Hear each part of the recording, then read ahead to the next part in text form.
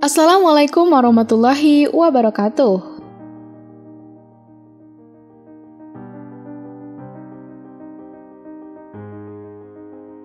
Terima kasih sudah klik video ini dan jangan lupa like, komen, dan juga subscribe channel ini. Saat itu, Mira menuruni tangga dan dia akan pergi untuk menjalankan rencananya, tetapi Kokila melihatnya dan menghentikannya. Kokila kemudian datang menghampiri Mira dan bertanya pada Mira kemana dia akan pergi. Mira benar-benar panik dan dia berusaha berbohong pada Kokila. Kokila kemudian menasihati Mira untuk tidak pergi dari rumah karena hari itu adalah hari Raksa Bandan. Dia harus merayakannya bersama keluarga dan dia juga harus melakukan ritual bersama saudaranya Tolu dan Molu. Saat itu Gaura juga kemudian datang ke sana dan mencoba bertanya tentang apa yang terjadi pada Kokila. Dia juga ikut menasihati Mira tentang tidak pergi dari rumah karena hari itu adalah hari Raksa Bandan. Mira terus berusaha mencari alasan untuk bisa pergi dari rumah dan menjalankan rencananya untuk pidya dan juga serapan. Tetapi dia benar-benar tidak bisa berbuat apa-apa karena Kokila dan juga Gaura terus memintanya untuk tidak pergi kemana-mana.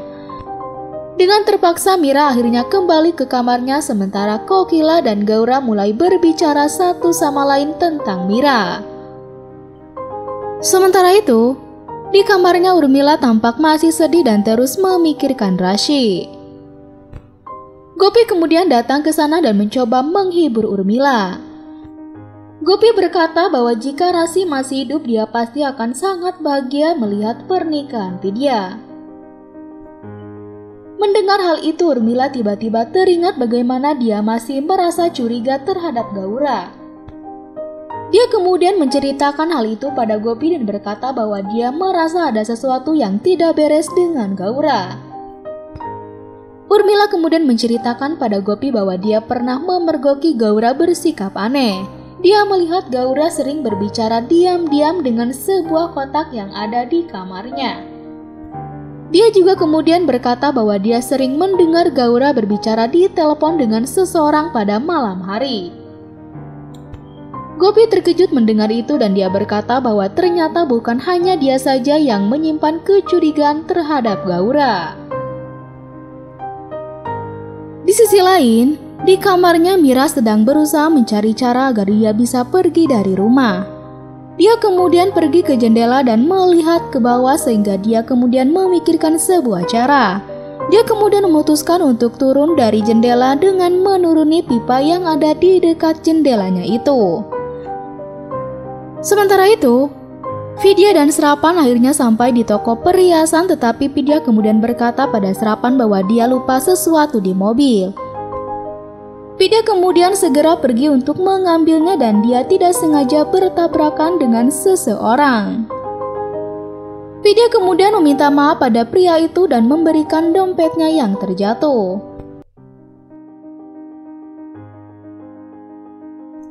Sementara itu, Mira berusaha menyamar untuk mengikuti Vidya dan juga Serapan ke toko perhiasan. Mira kemudian terus memperhatikan gerak-gerik Vidya dan Serapan di toko perhiasan itu. Sementara Vidya dan Serapan masih sibuk mencari perhiasan yang cocok untuk mereka. Mira kemudian masuk ke toko perhiasan itu dan dia berusaha mencari waktu yang tepat untuk membuat sebuah rencana.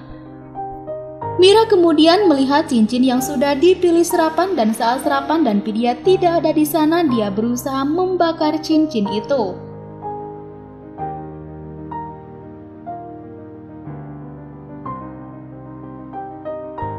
Namun salah satu penjual di toko perhiasan itu melihat CCTV dan melihat bagaimana Mira berusaha membakar cincin itu.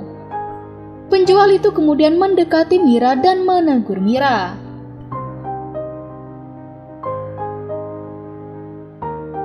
Mira benar-benar panik dan dia kemudian berusaha melarikan diri dari toko perhiasan itu.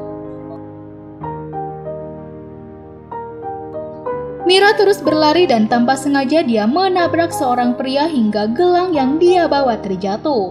Pria itu sangat marah pada Mira tetapi Mira tidak menghiraukannya dan terus berlari.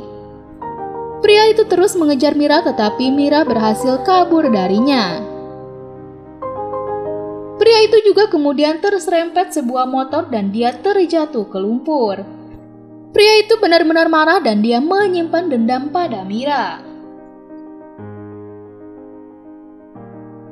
Sementara itu, semua keluarga Modi tampak sedang berkumpul di ruang tamu. Vidya dan Serapan juga telah kembali ke rumah.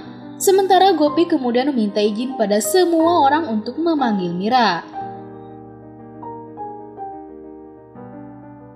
Di sisi lain, Mira baru saja kembali dan dia kemudian berusaha naik melalui pipa air lagi, tetapi salah satu sepatunya jatuh dan menimpa seseorang.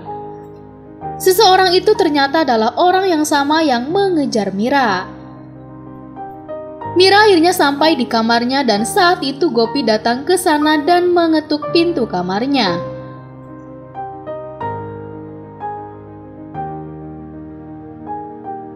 Gopi kemudian memberitahu Mira bahwa mereka harus segera berkumpul di ruang tamu dan melakukan ritual Raksa Bandhan.